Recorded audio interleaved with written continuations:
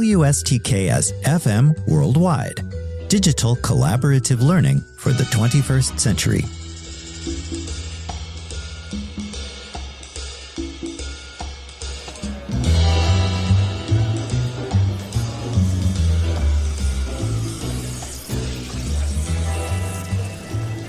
Hello again, and welcome back to the Collaborative Café, a podcast to help you navigate this IAH course with greater success.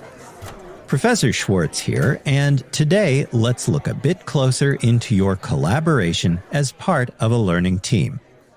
While the activity enables you to shape your own learning and cultivate numerous highly sought real-world 21st century skills, collaboration is challenging.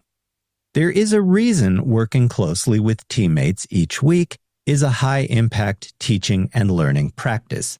It's hard sometimes, but with the right mindset, collaboration does not have to be painful. The following discussion outlines how you and the members of your learning team can get the most from the weekly expectations for the course when you take a Stoic approach to collaborative learning. The term Stoic derives from the philosophical school of thought known as Stoicism.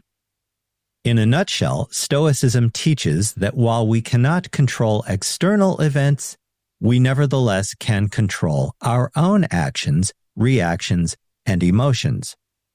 Developed by ancient Greek and Roman philosophers like Epictetus, Seneca the Younger, and Marcus Aurelius, the Stoic approach emphasizes that challenges are a normal part of life, and how we react has direct bearing on us.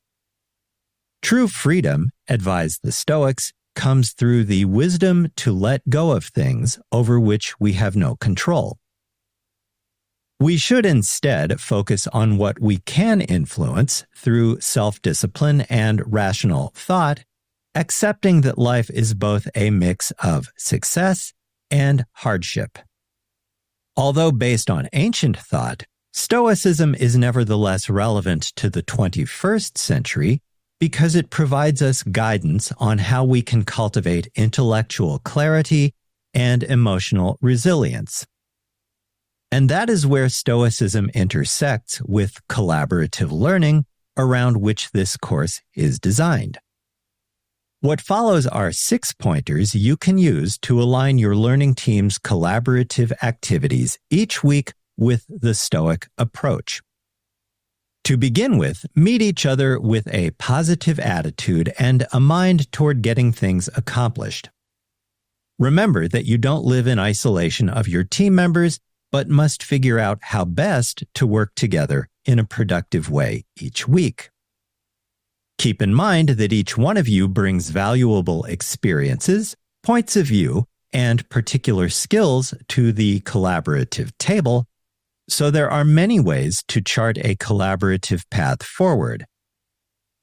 The key is to decide at the start of your work together in week 3 that you will move cohesively through the course in a measured and routine way.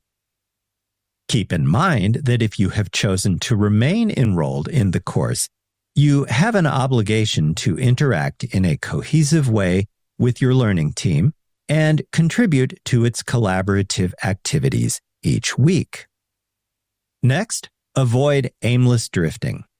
Instead, carry out your collaborative and preparatory independent work with purpose and intent.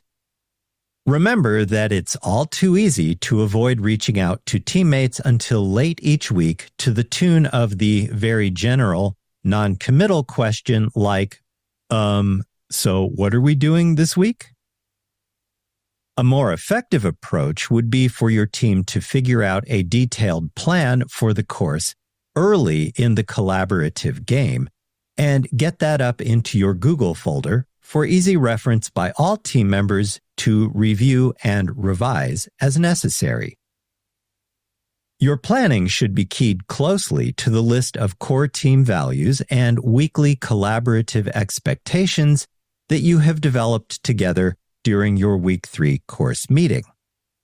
And here's a helpful hint. Everything students need to succeed in the course can be viewed in the online weekly modules and related materials accessible 24/7 through our D2L course content page.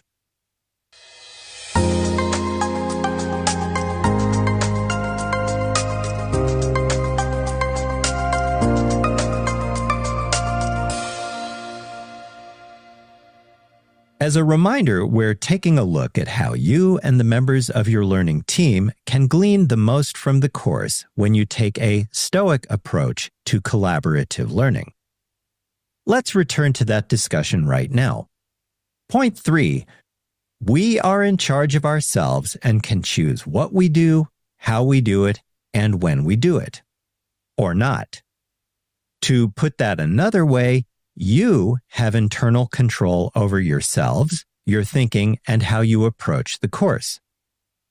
Not happy with a particular situation, development, or outcome?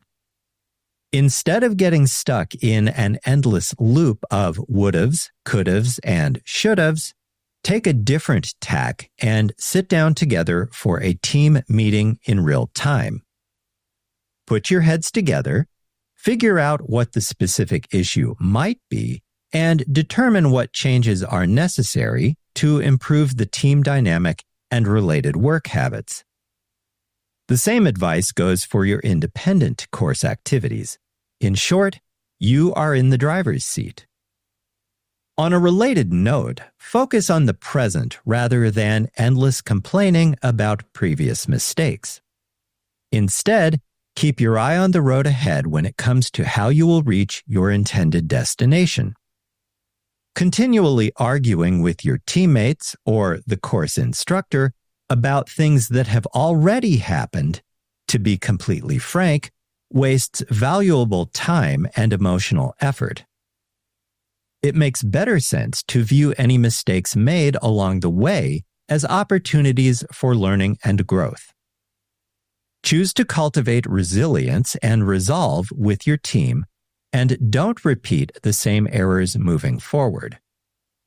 While nobody enjoys the occasional skinned knee, they are nevertheless an important part of the learning process. If everything came easily to us after all, we would never grow and innovate as thinkers. All of which is a long-winded way of suggesting that it is more productive in the long run to focus on your overall learning across the course rather than engage in endless debate about finished business from weeks ago.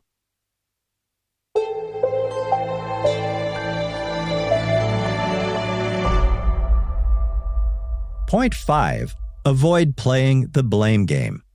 On the contrary, consider how your learning team can modify its collaborative picture to improve future outcomes.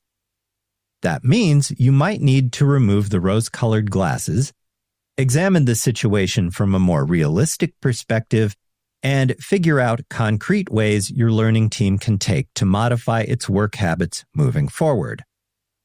Pointing fingers won't achieve that. More often than not, the answer to our problems is closer than the tip of our own noses.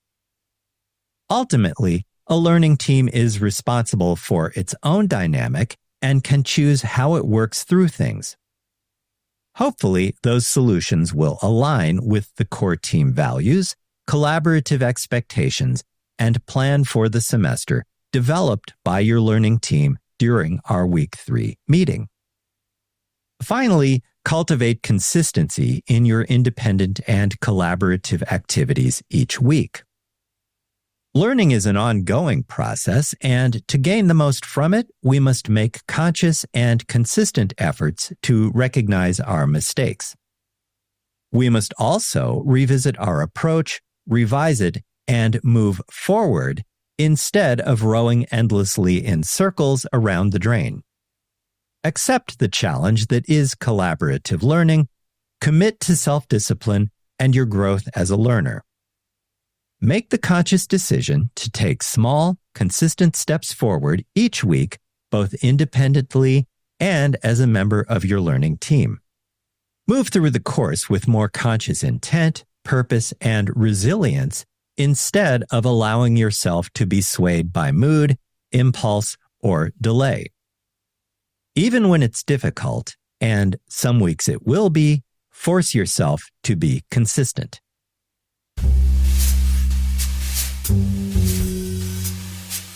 WSTKS-FM Worldwide. Digital collaborative learning for the 21st century. If you find this podcast helpful, be sure to hit like, share, and subscribe.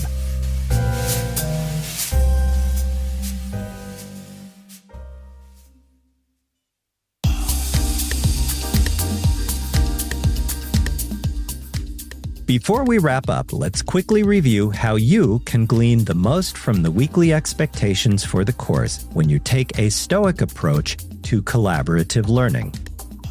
1. Meet your learning teammates with a positive attitude and a mind toward getting things accomplished. 2. Avoid aimless drifting. 3. Realize that you are in charge of yourself and can choose what you do, how you do it, and when you do it. 4. Focus on the present rather than endless complaining about previous mistakes. 5. Avoid playing the blame game. And 6. Cultivate consistency in your coursework each week. Success in a collaborative setting is possible with the right approach. Follow these 6 tips from the Stoic School of Philosophy to cultivate a functional and cohesive learning team during your semester together. And with that, we come to the end of today's program. Enable and empower yourselves by joining me again in the Collaborative Café for additional tips, tricks, and advice based on my almost 30 years of collaboration with thousands of undergraduates at 3 Big Ten universities, 2 liberal arts schools, and 2 community colleges across the upper Midwest of the United States. Thank you for joining me today. I'll see you in class, online, or during Zoom office hours if you drop by with a question. Until then, have a healthy, safe, and productive week. With special regards, from Onyx, the cat what am. So long, and I'll talk to you again soon. Bye for now.